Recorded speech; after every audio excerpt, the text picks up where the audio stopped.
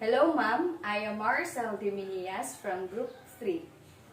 In this video, I will be performing a return demonstration of applying rigid splint.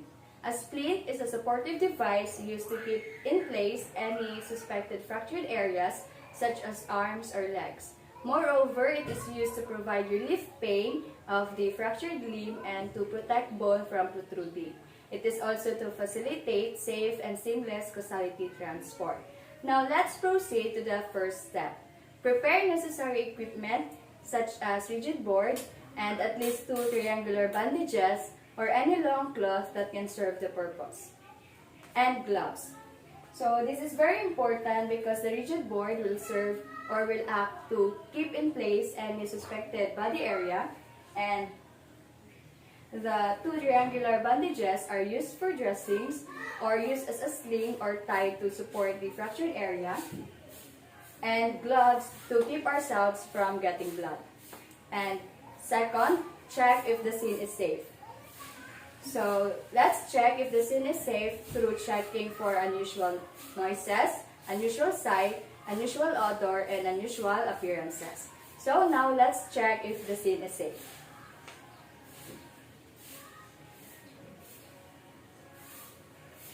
Upon checking, there is no noted any unusualities such as unusual sight, odor, noises, and appearances. So we evaluated that the scene is safe.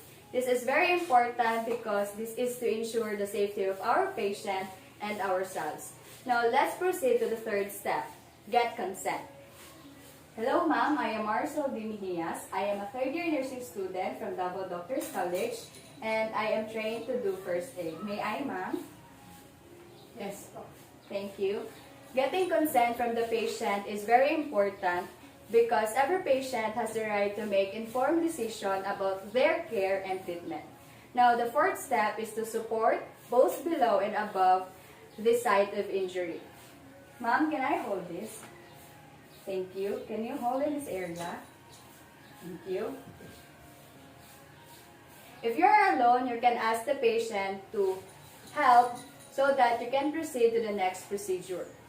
This is important because this is to prevent further injury and to minimize pain during application.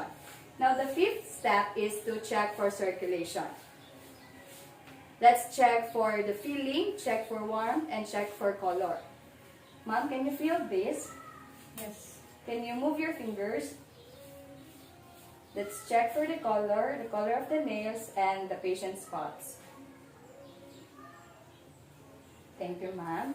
So, the patient's arm, or the patient can still feel her arm and hands, and can still move her fingers. It is warm and has good color with pinkish nail beds, which signify unimpeded circulation. This is important because we have to ensure that the affected extremities still get adequate perfusion and circulation. So the next step is to apply appropriate size rigid splint. For example, the padded board under the injured body part.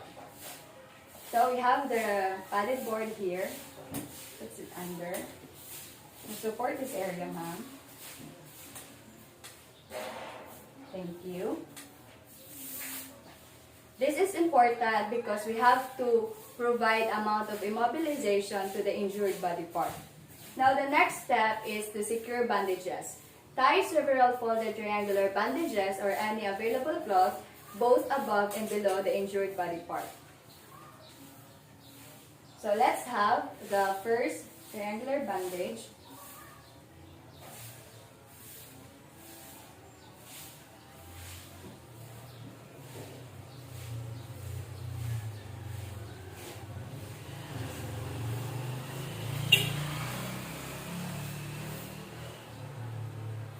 And let's end the knot, or let's tie at the side.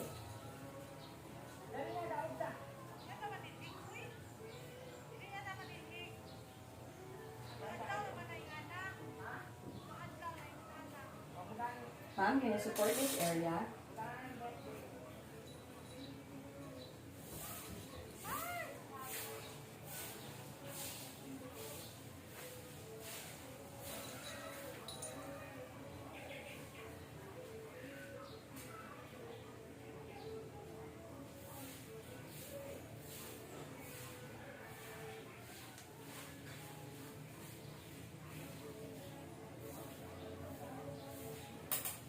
Thank you, ma'am.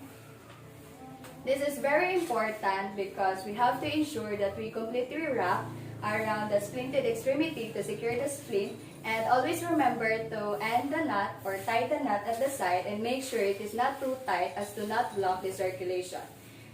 In addition, we have to secure the bandages because it can reduce the swelling, restrict movement, and provide support to the muscles. And let's proceed to the next step, which is we check for circulation. Check again for feeling, check for warmth, and check for color. Ma'am, can you feel this? Yes. Can you move your fingers? Let's check the color of your hand and your nails and your paws. Thank you. The patient can still feel her arm or hands and can still move her fingers. It is warm and has good color with still pinkish nail beds. And this signifies unimpeded circulation. This is very important because we have to make sure that the bandages are not too tight to block circulation. And lastly, let's proceed to the nearest medical facility or hospital. This is to guarantee that the patient can get hospital services and for further treatment. Ma'am, let's go. Thank you.